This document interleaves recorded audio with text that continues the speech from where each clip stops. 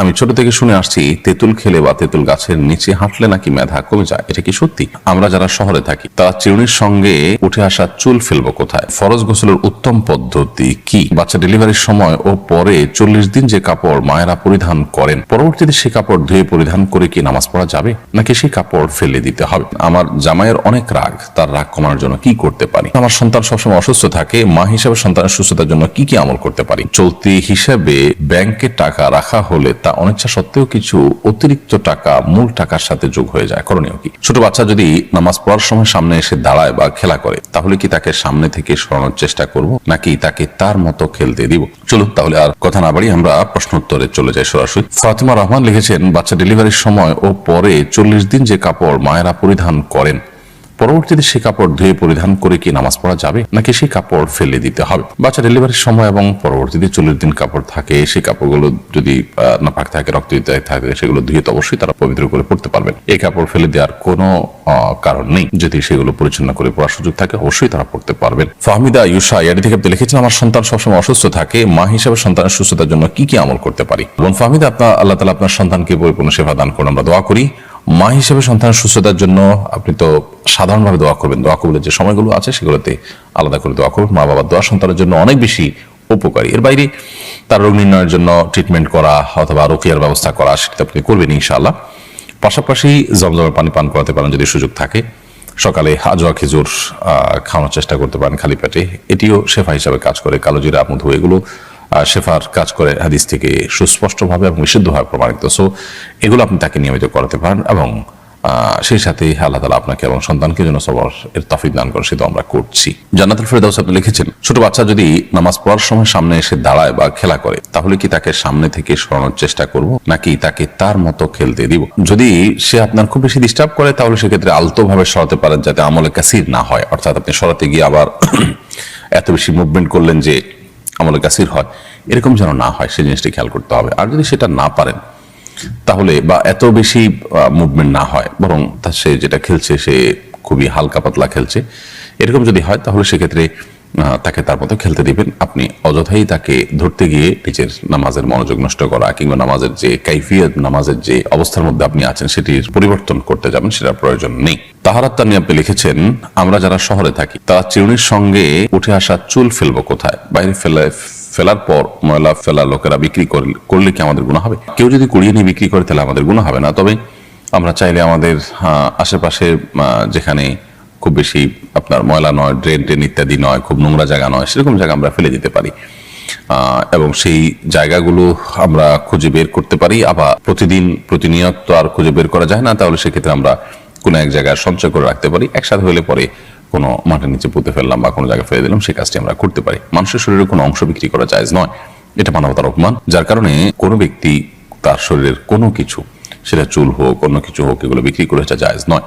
কেউ যদি কুড়িয়ে নিয়ে বিক্রি করে তাহলে সেক্ষেত্রে আপনার গুনাহ হবে না। সাদিয়া আপনি লিখেছেন, আমার সন্তান গর্ভে মারা গিয়েছিল, তার আকিকা কি দিতে হবে? বিচার দিবসে আমার এই সন্তানকে কি তার বাবার পরিচয়ে ডাকা হবে? আপনার সন্তান যিনি গর্ভে মারা গিয়েছেন, আল্লাহ তাআলা তার কষ্ট আপনাকে সইবার শক্তি দান করুন। গর্ভে মারা গেলে সে সন্তানের আকিকা দেওয়ার কোনো প্রয়োজন নেই। জন্মের পর 7ম দিন পর্যন্ত থাকলে তখন আকিকা দেওয়ার প্রশ্ন আসবে। অবশ্যই কিয়ামত দিবসে তাকে তার বাবার সাথে সম্বন্ধ করে ডাকা হবে ইনশাআল্লাহ তাআলা। স্নিগ্ধ সকালে আড়ি থেকে আপনি লিখেছেন, আমার জামাইয়ের অনেক রাগ, তার রাগ কমানোর জন্য কি করতে পারি?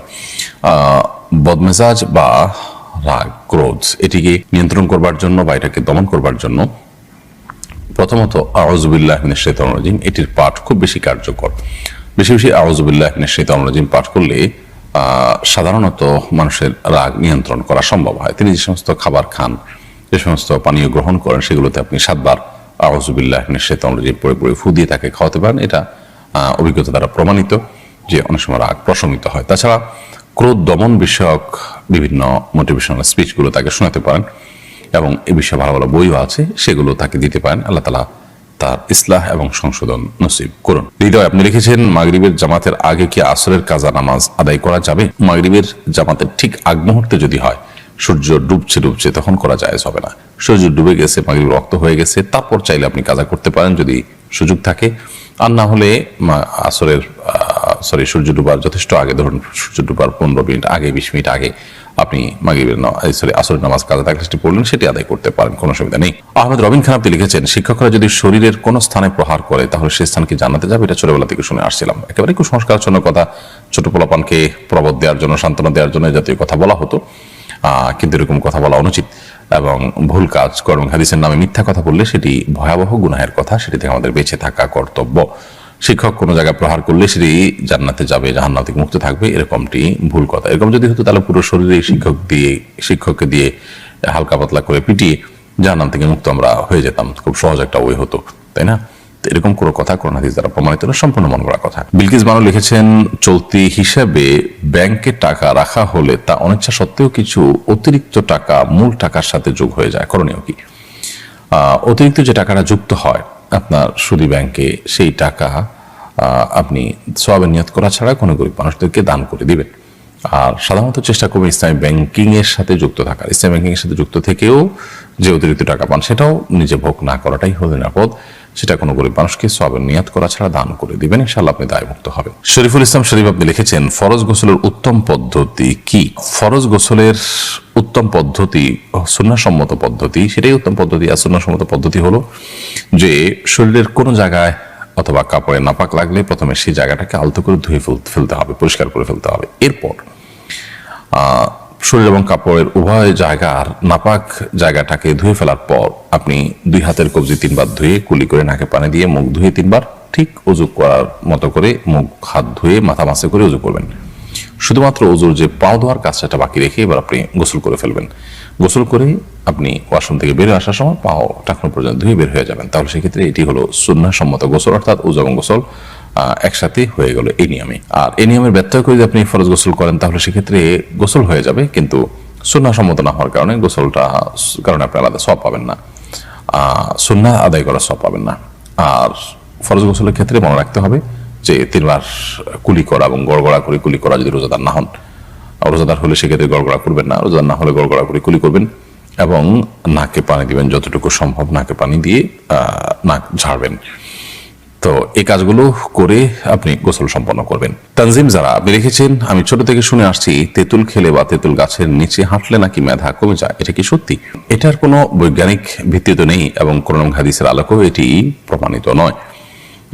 এটির কোনো অভিজ্ঞতা দ্বারা প্রমাণিত আছে কিনা আমি জানি না, তবে কোরআন হাদিস দৃষ্টিকোণ থেকে এরকম কোনো কথা তো নেই, বরং বৈজ্ঞানিকভাবেও তেঁতুল খেলে ব্রেইন কমে যায়, মেধা কমে যায়, এরকম কথা আছে বলে আমি জানি না। বিষয়টি আমি মানে কিছুটা ঘাটার চেষ্টা করেছি, তবে এরকম কোনো বিষয় আমার চোখে পড়েনি। বিষয়টিকে আপাতদৃষ্টিতে কুসংস্কারই মনে হয়। তবে যদি অভিজ্ঞতা দ্বারা এটি প্রমাণিত হয়, গবেষণা দ্বারা প্রমাণিত হয়, তাহলে ভিন্ন কথা, কিন্তু সেরকম কিছুও কিন্তু কোথাও আছে বলে আমার জানা নেই এবং আমি অন্তত এই পর্যন্ত দেখিনি। তো একজন মুসলিম সাধারণত ধারণা প্রসূত অথবা আপনার কুসংস্কার নির্ভর কোনো কথা বা কোনো বিশ্বাসের উপর তিনি কখনো ভর করতে যাবেন না।